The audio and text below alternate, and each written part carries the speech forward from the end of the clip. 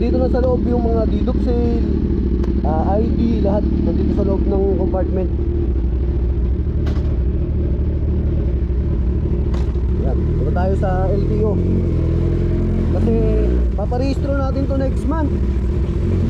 Ngayon, nag-change color kasi ako di ba? Pinagaya ko yung kulay ng Brio sa anong BRB. Ito yung gray na to. Yan. Kulay na ng Brio yan sa anong BRB Ngayon, para iwas huli, ipapa-change color na natin siya ngayong month na darating kasi parehistro tayo. Tapos papa-change name na rin natin sa pangalan natin. Para tayo na yung first owner nitong day 1.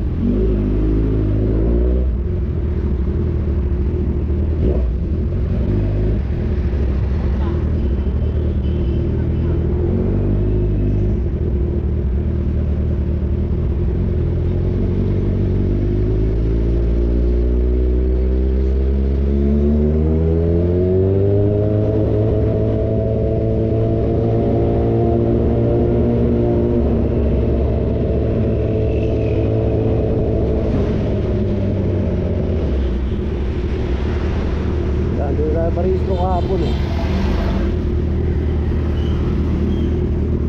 Magpapa-compute tayo ngayon ng change owner saka change ng kulay, change owner.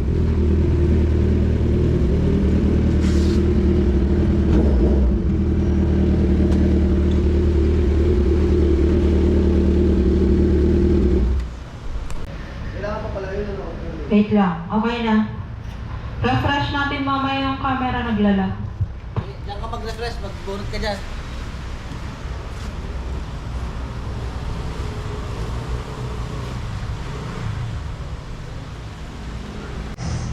Seryo? Okay. Yes, seryo.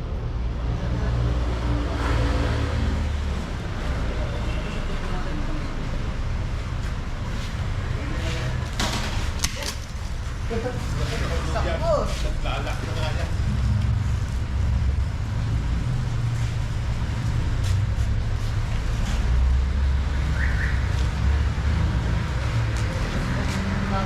Next month pa.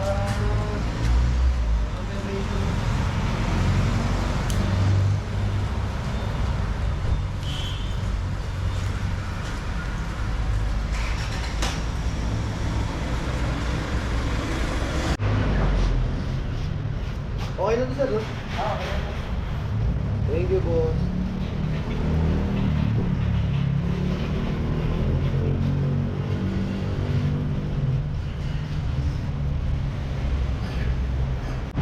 Yan mga boss. So tara, let's. Tapos nakuha na rin natin yung rehistro nung BRB. Dito tayo sa bahay. Dahil pa tayo ng Kalamba. May client tayo ng Kalamba.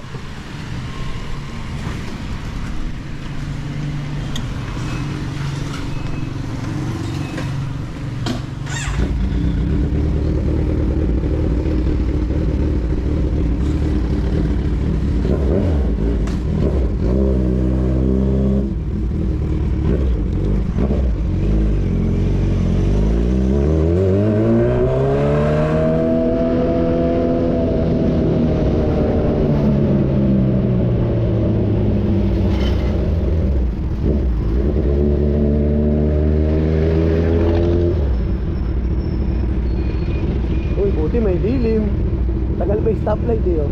Lilin muna tayo dito mga boss. Tagal pa na may stoplight.